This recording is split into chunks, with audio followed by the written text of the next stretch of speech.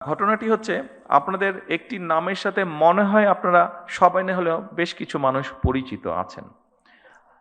ফাতেমা নামে একটি নাম। এই মেয়েটি আমার আম্মার সাথে জেলেও ছিলেন। যেহেতু আম্মা অসুস্থ ছিলেন, ও অনেকদিন অনেক বছর ধরে আছে। আমাদের পরিবারের একজন সদস্য হয়ে গিয়েছে সে। তো এখন ২ দিন আগে তার এক আত্মীয়, ওর বাড়ি বরিশালের দিকে। তো ২ দিন আগে তার এক আত্মীয়, আমরা এখানে প্রসূতি মায়ের কথা বলেছি। তার এক আত্মীয় তার এরকম কমপ্লিকেসি দেখা দেয়। দেখা দেবার পরে হাসপাতালে নেওয়া হলো। হাসপাতালে নেওয়ার সাথে বরিশাল হাসপাতালে নেওয়া হলো। বরিশাল হাসপাতালে নেওয়ার সাথে, সাথে তারা বলল বিভিন্ন রকম কমপ্লিকেসি। ওখানে ইনকিউবেটর বোধহয় আপনি পাঠিয়েছেন না? একনোমিশন। তো নেই। তাকে সাথে, সাথে ঢাকায় রেফার করা হচ্ছে।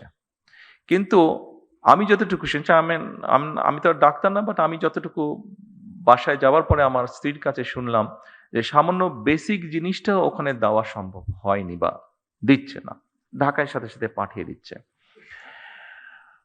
কিন্তু ফাতেমা স্বাভাবিকভাবে আমার ওয়াইফকে বলেছে, উনিও ২-১ জনের সাথে কথা বলেছেন। সেইজন্য ফাতেমা সেই আত্মীয় খুব স্বাভাবিকভাবে বেটার চিকিৎসা পেয়ে গিয়েছে। কিন্তু প্রশ্নটি যেটা, সেটা হচ্ছে সবাই তো ফাতেমা না, বা সবাই ফাতেমার আত্মীয় না। ফাতেমার আত্মীয় হয়তো সে যেহেতু ফাতেমা ছিল, সেই জন্য আমার স্ত্রী ঘটনাটি জানতে পেরেছে। স্বাভাবিকভাবে উনি টেক কেয়ার করেছেন। আ তার আত্মীয়টা বাচ্চাটা হয়েছে বাট অসুস্থ, তারপরেও মোটামুটিভাবে ম্যানেজ করা গিয়েছে। ঢাকায় আর আনতে হয়নি খুব সম্ভবত, যতটুকু আমি জানি। আর সামহাও মিনিস্টার সাহেবও জানার পরে উনিও কিছুটা ইন্টারফেয়ার করেছেন। ফলে এখান থেকে সাথে, সাথে একটা মেশিন বোধহয় ছিল না। মেশিনটা বোধহয় পাঠানো হয়েছে। ফলে ওর আত্মীয়র বদলতে অনেকগুলা শিশু এখন সেই সুবিধাটা পাবে। অনেকগুলা শিশু সেই কষ্ট থেকে বা সেই সমস্যা থেকে, সেই বিপদ থেকে বেঁচে যাবে।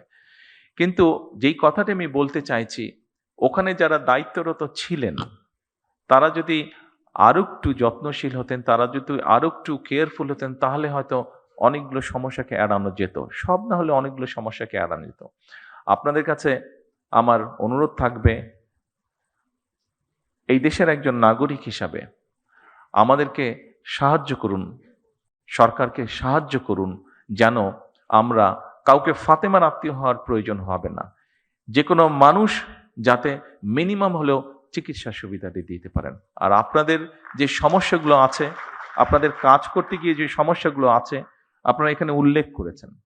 সেই সমস্যাগুলো একবারে আমাদের পক্ষে সমাধান করা সম্ভব না। এটি আপনারাও বুঝতে পারেন। তবে ১ম যেই সমস্যাটির আপনারা কথা বলেছেন, নিরাপত্তা আপনাদের একটি বিষয় আসে, যেটাতে ১ম এই আপনারা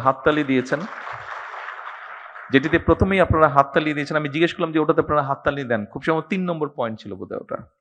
এই ৩ নম্বর পয়েন্টটি এখানে স্বরাষ্ট্রমন্ত্রী সাহেব আছেন।